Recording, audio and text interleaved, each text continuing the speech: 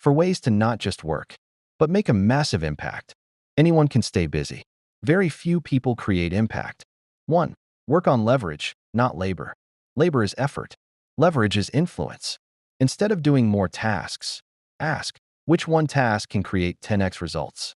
Impact comes from choosing high-value actions, not filling your day. 2. Solve expensive problems.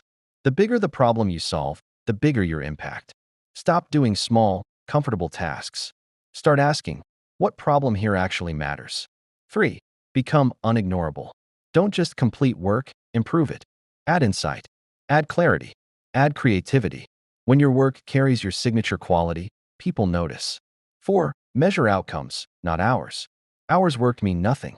Results created mean everything.